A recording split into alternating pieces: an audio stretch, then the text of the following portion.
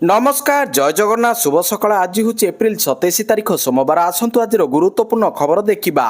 आपण भल पाइबा स्वरूप गोटे गोटे लाइक निश्चय करदे। आज प्रथम खबर इस्कन मनमानी।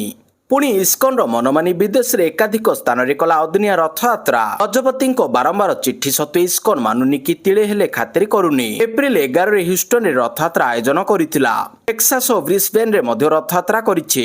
शोभायात्रा रे महाप्रभु जगन्नाथक पदस्थित एक कलाकृति रे हाथ पापुली और आंगुठी करा जायथिबा देखिबाकू मिलिछि, जहाँकि कोटि कोटि जगन्नाथ प्रेमी को क्षुब्ध करिछि। जगन्नाथ संस्कृति अनुसार महाप्रभुଙ୍କର पापुली बा आंगुठी नाही।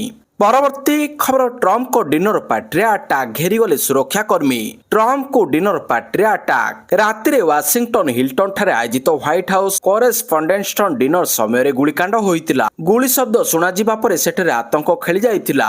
गुली शब्द शुणाजिबा मात्रे सिक्रेट सर्विस एजेंट माने तुरंत राष्ट्रपति Donald Trump, first lady Melania Trump एवं उपराष्ट्रपति जेडी भांस को स्टेज रु सुरक्षित भाव में बाहर कर नहीं। सेठारे उपस्थित थिबा शताधिक सांबादिक एवं सेलिब्रिटी माने निज जीवन बंचाइबा पई टेबुल तले लुचि रहितिबा देखिबाकू मिलिथिला। एहा परे अटैक करथिबा व्यक्तिर फोटो शेयर करी जणाइले अमेरिका राष्ट्रपति। परवर्ती खबर ऑफिस बाहर नो रजिस्ट्रेशन। राजस्व विभागर कठोर आभिमुख्य ऑफिस बाहर पंजीकरण मना। राजस्व विपर्यय परिचालना विभाग पक्षरु दली निबंधन तथा पंजीकरण संबंधी आईनगत व्यवस्था रे कड़ा नियम जारी करा जायछि। एणिकी जरूरी मामला छाड़ी अन्य निबंधन प्रक्रिया कार्यालय बाहर पंजीकरण उपरे रोक लागिछि। राजस्व विपर्यय परिचालना विभाग अतिरिक्त मुख्य शासन सचिव डॉक्टर अरविंद पाड़ी संक्रांत इन्स्पेक्टर जनरल ऑफ रजिस्ट्रेशन को कड़ा निर्देश जारी करछंती। परवर्ती खबर मुख्यमंत्री बड़ भेटी। 25 एप्रिल 2024 विश्व प्राणी चिकित्सा दिवस अवसर में राज्य कन्वेंशन सेंटर ठारे आयोजित राज्य स्तरीय कार्यक्रम में जोगदे माननीय मुख्यमंत्री श्री मोहन चरण माझी प्राणी संपद, प्राणी स्वास्थ्य, मत्स्य पालन क्षेत्र सामग्रिक विकास पई अनेक गुरुत्वपूर्ण पदक्षेप नेइछंती। ए अवसर में प्राणी स्वास्थ्य सेवा को सुदृढ़ करबा पई राज्य में प्राय 100 कोटी टंकार निर्मित 76 प्राणी चिकित्सालय और 4 प्राणी सहायता केन्द्र नूतन गृह मुख्यमंत्री उद्घाटन करिसंती। या सहित 177 कोटी टंका विनियोग रे 219 नूतन प्राणी चिकित्सालय और रोग निर्णय लैब निर्माण पई 6 पीएसयू एमयू मध्य स्वाक्षरित होइछि। एई बुझामणा पत्र रे कटकर फुलन खरारे प्राय 10 कोटी टंका व्यୟରେ एक राज्य स्तरीय मॉलिक्यूलर लैबोरेटरी स्थापन हेबो। परवर्ती खबर दिल्ली विमान बंदर स्विफ्ट एयर विमान इंजिन रे लागिला निया 6 यात्री आहत। दिल्लीर इंदिरा गांधी अंतर्जातीय विमान बंदर स्विफ्ट एयरलाइंस एक विमान उड़ान भरिबा पूर्वरु एहार इंजिन निया लागि जिबा फल यात्रीक मध्य आतंक खेली जाइतिला। एथिरे 6 जन यात्री आहत होइछंती, जेउमानकु चिकित्सा पाई निकटस्थ डाक्तरखाना रे भर्ती करा जाइछि। स्विट्जरलैंड ज्यूरिक अभिमुखे यात्रा करथुला विमान। परवर्ती खबर ईरान अमेरिका द्वितीय पर्याय वार्ता मध्य विफल। कौनसी दूतों को इस्लामाबाद पठाइलेनी ट्रम्प। अमेरिका राष्ट्रपति डोनाल्ड ट्रम्प ईरान वार्ता निमंते तांको प्रतिनिधि को इस्लामाबाद पठाइबा को मना करि दैछंती। सेहीपरि ईरान विदेश मंत्री आवास आराघची पाकिस्तान फील्ड मार्शल असीम मुनीर और प्रधानमंत्री शहबाज शरीफଙ୍କ सह आलोचना करी तेहरान फेरिछंती। एथिरु ईरान विरोध रे युद्ध रोकिबाकू द्वितीय पर्याय वार्ता मध्य विफल हेउथिबा देखा जाउछि। परवर्ती खबर खूब शीघ्र आसुछि भारतर प्रथम स्वदेशी बुलेट ट्रेन। बदल जीव रेलबाईर परिचय।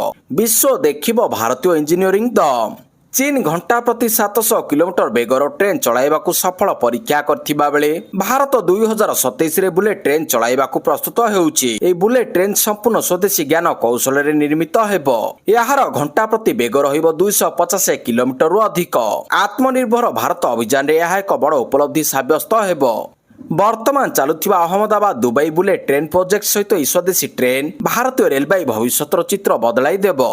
परवर्ती खबर तिलक चंदन लगाई ड्यूटी करि परिबे नहीं पुलिस बिहार डीजीपी को निर्देश को नहीं विवाद। पुलिस वर्दी रे तिलक मना।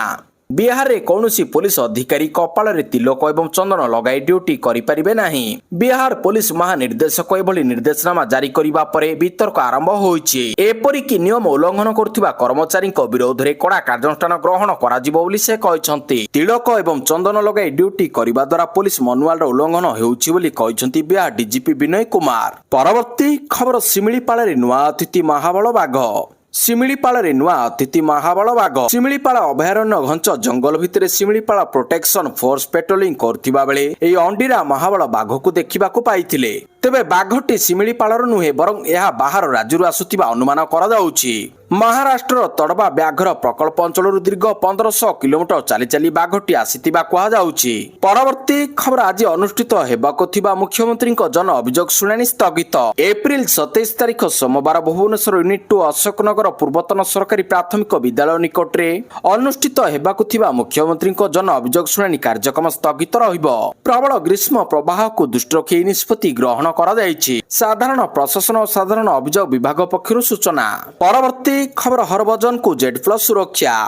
ପଞ୍ଜାବ ସରକାର ଛଡାଇ ନେଲେ କେନ୍ଦ୍ର ସରକାର ଯୋଗାଇ ଦେଲେ। କେନ୍ଦ୍ର ଗୃହ ମନ୍ତ୍ରାଳୟ ପୂର୍ବତନ କ୍ରିକେଟର ଓ ରାଜ୍ୟସଭା ସାଂସଦ ହରଭଜନ ସିଂଙ୍କୁ ନେଇ ବଡ଼ ନିଷ୍ପତ୍ତି ନେଇଛନ୍ତି। ପଞ୍ଜାବ ସରକାରଙ୍କ ଦ୍ୱାରା ସୁରକ୍ଷା ପ୍ରତ୍ୟାହାର କରାଯିବାର କିଛି ଘଣ୍ଟା ପରେ କେନ୍ଦ୍ର ସରକାର ହରଭଜନ ସିଂଙ୍କୁ ସିଆରପିଏଫ୍ ସୁରକ୍ଷା ପ୍ରଦାନ କରିଛନ୍ତି। ହରଭଜନଙ୍କୁ ଦିଲ୍ଲୀ ଓ ପଞ୍ଜାବ ଉଭୟ ଦୁଇଟି ସ୍ଥାନରେ କେନ୍ଦ୍ର ସୁରକ୍ଷା ବଳ ଓ ସିଆରପିଏଫ୍ କମାଣ୍ଡୋ ତାଙ୍କ ସୁରକ୍ଷାରେ ମୁତୟନ ରହିବେ। ଗୃହ ମନ୍ତ୍ରାଳୟ ଅନୁସାରେ ହରଭଜନ ସିଂଙ୍କ ସହିତ ବିଜେପିରେ ଯୋଗ ଦେଇଥିବା ଅନ୍ୟାନ୍ୟ ଆପ୍ ସାଂସଦଙ୍କୁ ମଧ୍ୟ ସୁରକ୍ଷା ମିଳିବ। ପରବର୍ତ୍ତୀ ଖବର କମାଲ କଲେ ଦୀପ୍ତି ଶର୍ମା। ଦକ୍ଷିଣ ଆଫ୍ରିକା ବିପକ୍ଷ ଟି20 ସିରିଜରେ ଭାରତ ପ୍ରଥମ ବିଜୟ ହାସଲ କରିଛି। ଅଲରାଉଣ୍ଡର ଦୀପ୍ତି ଶର୍ମାଙ୍କ ଚମତ୍କାର ପ୍ରଦର୍ଶନ ପାଇଁ ଭାରତ ଚତୁର୍ଥ ଟି20ରେ ଦକ୍ଷିଣ ଆଫ୍ରିକାକୁ 14 ରନରେ ପରାସ୍ତ କରିଛି। ଦୀପ୍ତି ଶର୍ମା ଭାରତର ବିଜୟରେ ବ୍ୟାଟ୍ ଏବଂ ବଲ୍ ଉଭୟରେ ଅବଦାନ ରଖିଛନ୍ତି। ସେ ଏପରି କିଛି ହାସଲ କରିଛନ୍ତି ଯାହା ସେ ତାଙ୍କ ସମଗ୍ର ଟି20 କ୍ୟାରିୟରରେ ପୂର୍ବରୁ କରିନଥିଲେ। ପରବର୍ତ୍ତୀ ଖବର ଦୀର୍ଘ 17 ବର୍ଷ ପରେ ପର୍ଯ୍ୟଟନ ଭବନରୁ ଅଲଗା ହେବ ଭାରତୀୟ ପର୍ଯ୍ୟଟନ କାର୍ଯ୍ୟାଳୟ। ପର୍ଯ୍ୟଟନ ଭବନରୁ ଅଲଗା ହେବ ଭାରତୀୟ ପର୍ଯ୍ୟଟନ କାର୍ଯ୍ୟାଳୟ। ଦୀର୍ଘ 17 ବର୍ଷ ପରେ ଏହା ଅଲଗା ହେବାକୁ ଯାଉଛି। ରାଜ୍ୟ ପର୍ଯ୍ୟଟନ ବିଭାଗ ସଚିବ ଅଚାନକ କାର୍ଯ୍ୟାଳୟ ଖାଲି କରିବାକୁ ଭାରତୀୟ ପର୍ଯ୍ୟଟନ ବିଭାଗର ସହକାରୀ ନିର୍ଦ୍ଦେଶକଙ୍କୁ ନୋଟିସ କରିଛନ୍ତି। ଜୁନ୍ ଶେଷ ସୁଦ୍ଧା ତାହା ଖାଲି କରିବାକୁ ନୋଟିସରେ ଲେଖାଥିବା ଜଣାପଡ଼ିଛି। ପରବର୍ତ୍ତୀ ଖବର ମହିଳାଙ୍କ ପାଇଁ ବଡ଼ ଘୋଷଣା କଲେ ମୋଦି। ପଶ୍ଚିମବଙ୍ଗ ବିଧାନସଭା ନିର୍ବାଚନର ଦ୍ୱିତୀୟ ପର୍ଯ୍ୟାୟ ଆରମ୍ଭ ହେବାକୁ ଆଉ କିଛି ଦିନ ବାକି ଥିବା ବେଳେ ପ୍ରଧାନମନ୍ତ୍ରୀ ନରେନ୍ଦ୍ର ମୋଦି ରବିବାର ତୃଣମୂଳ କଂଗ୍ରେସ ଟିଏମସି ସରକାରଙ୍କ ଉପରେ ଏକ କଡ଼ା ଆକ୍ରମଣ କରିଛନ୍ତି। ଟିଏମସି ରାଜ୍ୟର ମହିଳାମାନଙ୍କ ପ୍ରତି ବିଶ୍ୱାସଘାତକ କରୁଥିବା ଅଭିଯୋଗ କରି ବିଜେପି କ୍ଷମତାକୁ ଆସିଲେ ଗୁଣ୍ଡା ଏବଂ ବଳାତ୍କାରୀଙ୍କୁ ଖୋଜି ବାହାର କରିବ ବୋଲି ପ୍ରତିଶ୍ରୁତି ଦେଇଛନ୍ତି। ମମତାଙ୍କ ଗଡ଼ ରୂପେ ପରିଚିତ ଉତ୍ତର ପ୍ରଗଣାରେ ଏକ ବିଶାଳ ଜନସମାବେଶକୁ ସମ୍ବୋଧିତ କରି ମୋଦି ମମତା ସରକାରଙ୍କ କାର୍ଯ୍ୟକାଳକୁ ଜଙ୍ଗଲ ରାଜ ବୋଲି କହିଛନ୍ତି ଏବଂ ମହିଳା ସଶକ୍ତିକରଣ ପାଇଁ ପ୍ରତିଶ୍ରୁତି ଦେଇଛନ୍ତି। ପରବର୍ତ୍ତୀ ଖବର ଚେନ୍ନାଇକୁ 8 ୱିକେଟରେ ହରାଇଲା ଗୁଜରାଟ। ସାଇଙ୍କ ଦମଦାର ପାଳି ଚିଠିକୁ ଦେଲା ବିଜୟ। ଆଇପିଏଲ୍ 2026ର 37ତମ ମ୍ୟାଚ୍ ରବିବାର ଚେନ୍ନାଇ ସୁପର କିଙ୍ଗସ୍ ଏବଂ ଗୁଜରାଟ ଟାଇଟନ୍ସ ମଧ୍ୟରେ ଖେଳାଯାଇଛି। ଚେନ୍ନାଇର ଏମ୍ ଚିଦାମ୍ବରମ୍ ଷ୍ଟାଡିୟମରେ ଖେଳାଯାଇଥିବା ଏହି ମ୍ୟାଚକୁ ଗୁଜରାଟ ଟାଇଟନ୍ସ 8 ୱିକେଟରେ ଜିତି ନେଇଛି। ଟସ୍ ଜିତି ଗୁଜରାଟ ଟିମ୍ ପ୍ରଥମେ ବୋଲିଂ ନିଷ୍ପତ୍ତି ନେଇଥିଲା। ସିଏସ୍କେ ପ୍ରଥମେ ବ୍ୟାଟିଂ କରି ଗାଇକ୍ୱାଡଙ୍କ ଅପରାଜିତ 74 ରନ୍ ବଳରେ ଗୁଜରାଟ ସାମ୍ନାରେ 159 ରନ୍ର ଲକ୍ଷ୍ୟ ରଖିଥିଲା। ହେଲେ ଏହି ଟାର୍ଗେଟକୁ ଗୁଜରାଟ 17ତମ ଓଭରରେ ଚେସ୍ କରିନେଇଛି। ସାଇ କରିଛନ୍ତି 87 ରନ୍। 159 ରନ୍ର ଜବାବରେ ଓହ୍ଲାଇଥିବା ଗୁଜରାଟ ଆରମ୍ଭରୁ ଖୁବ୍ ଭଲ ପ୍ରଦର୍ଶନ କରିଥିଲା। ଶୁଭମନ ଗିଲ୍ ଏବଂ ସାଇ ସୁଦର୍ଶନଙ୍କ ଚମତ୍କାର ପାର୍ଟନରସିପ୍ ଦେଖିବାକୁ ମିଳିଥିଲା। ତେବେ ପ୍ରଥମ ୱିକେଟ 7ମ ଓଭରରେ ଯାଇଥିଲା।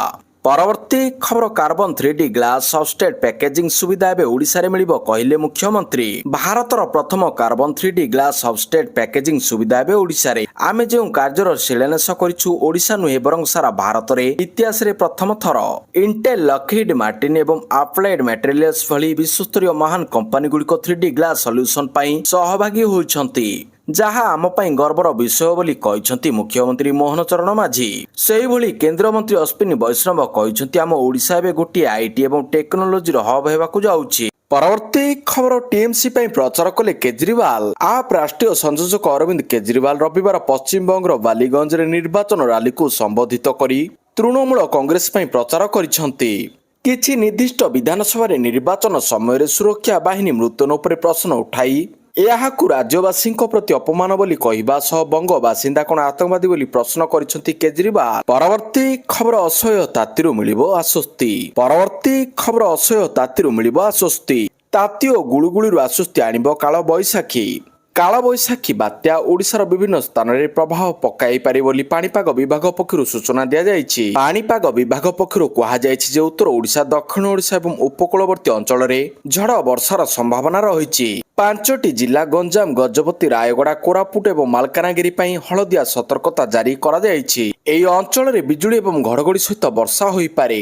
ଝଡ଼ କାର୍ଯ୍ୟକଳାପ ସମୟରେ ପବନର ବେଗ ଘଣ୍ଟା ପ୍ରତି 30ରୁ 40 କିଲୋମିଟର ମଧ୍ୟରେ ରହିବ ବୋଲି ଆଶା କରାଯାଉଛି। ଉପକୂଳବର୍ତ୍ତୀ ଅଞ୍ଚଳରେ ତାପମାତ୍ରାରେ ସାମାନ୍ୟ ହ୍ରାସ ଘଟିଥିବା ବେଳେ ଆର୍ଦ୍ରତା ଏବଂ ଗରମ ଯୋଗୁଁ ଅସୁବିଧା ଅଧିକ ରହିଛି। ଅନ୍ୟପକ୍ଷରେ ପଶ୍ଚିମ ଓଡ଼ିଶା ପ୍ରଚଣ୍ଡ ଗରମ ପରିସ୍ଥିତିରେ ଜର୍ଜରିତ ରହିଛି। ଝାରସୁଗୁଡ଼ାରେ ତାପମାତ୍ରା 43 ଡିଗ୍ରୀ ସେଲସିୟସ ରେକର୍ଡ କରାଯାଇଛି, ଯାହା ଏହାକୁ ପୁଣି ଥରେ ରାଜ୍ୟର ସବୁଠାରୁ ଉତ୍ତପ୍ତ ସ୍ଥାନ କରିଛି। ପରବର୍ତ୍ତୀ ଖବର, ଆଜିଠାରୁ ରାଜ୍ୟର ସମସ୍ତ ସ୍କୁଲ ଛୁଟି। ସ୍କୁଲ ଛୁଟିକୁ ନେଇ ବଡ଼ ଅପଡେଟ୍। ରାଜ୍ୟରେ ଅସହ୍ୟ ଗରମ ଏବଂ ପ୍ରଚଣ୍ଡ ଖରା ମଧ୍ୟରେ ଛାତ୍ରଛାତ୍ରୀ ଏବଂ ଅଭିଭାବକଙ୍କ ପାଇଁ ବଡ଼ ଅପଡେଟ୍ ରହିଛି। ରାଜ୍ୟରେ ଅସହ୍ୟ ଗରମ ଏବଂ ପ୍ରଚଣ୍ଡ ଖରା ଅନୁଭୂତ ହେଉଛି। ସକାଳ 8ଟାରୁ ବାହାରକୁ ବାହାରିବା ମୁସ୍କିଲ ହୋଇପଡୁଛି, ଯାହାକୁ ଦୃଷ୍ଟିରେ ରଖି ସରକାର ସ୍କୁଲ ଛୁଟିକୁ ନେଇ ବଡ଼ ଅପଡେଟ୍ ଦେଇଛନ୍ତି। ଖରାଦିନ ଛୁଟିକୁ ନେଇ ବଡ଼ ଘୋଷଣା କରିସାରିଛନ୍ତି ରାଜ୍ୟ ସରକାର। ପରବର୍ତ୍ତୀ ଖବର, ପଞ୍ଚାୟତ ନିର୍ବାଚନକୁ ଆଖି ଆଗରେ ରଖି ଆରମ୍ଭ ହେଲା ବିଜେପିର ବୁଥ ସ୍ତରୀୟ ଏକ୍ସରସାଇଜ। ମୁଖ୍ୟମନ୍ତ୍ରୀ ମୋହନ ଚରଣ ମାଝୀ ଆରମ୍ଭ କଲେ ବୁଥ ସମୀକ୍ଷା। ବିଜେପି ରାଜ୍ୟ କାର୍ଯ୍ୟାଳୟରେ ମୁଖ୍ୟମନ୍ତ୍ରୀ ମୋହନ ମାଝୀ ବୁଥ ସ୍ତରୀୟ ନେତାଙ୍କ ସହ କରିଛନ୍ତି ଆଲୋଚନା। ସରକାରୀ ଯୋଜନା କିଭଳି ଭାବରେ ଲୋକଙ୍କ ପାଖରେ ପହଞ୍ଚୁଛି ସେ ନେଇ ସିଏମ୍ ସିଧାସଳଖ ପଚାରି ବୁଝିଛନ୍ତି। ସେହିପରି ବୁଥ ସ୍ତରରେ ସଂଗଠନ କିଭଳି ମଜବୁତ ହେବ ତାକୁ ନେଇ ମଧ୍ୟ ମୁଖ୍ୟମନ୍ତ୍ରୀ ବିଜେପିର ବୁଥ ସ୍ତରୀୟ ନେତାଙ୍କ ସହ ଆଲୋଚନା କରିଛନ୍ତି। ମୁଖ୍ୟମନ୍ତ୍ରୀ ଭୁବନେଶ୍ୱର ବୁଥ ନମ୍ବର 102ର ନେତାଙ୍କ ସହ ଆଲୋଚନା କରିଛନ୍ତି। ପରବର୍ତ୍ତୀ ଖବର, ପରଲୋକରେ କିମ୍ବଦନ୍ତୀ ଫଟୋଗ୍ରାଫର ରଘୁ ରାୟ। 83 ବର୍ଷ ବୟସରେ ଦିଲ୍ଲୀରେ ଶେଷ ନିଶ୍ୱାସ ତ୍ୟାଗ। ଭାରତୀୟ ଫଟୋଗ୍ରାଫିର ଏକ ଯୁଗର ଅନ୍ତ। ବିଦାୟ ନେଲେ କିମ୍ବଦନ୍ତୀ ଫଟୋଗ୍ରାଫର ରଘୁ ରାୟ। 83 ବର୍ଷ ବୟସରେ ଦିଲ୍ଲୀରେ ପରଲୋକ।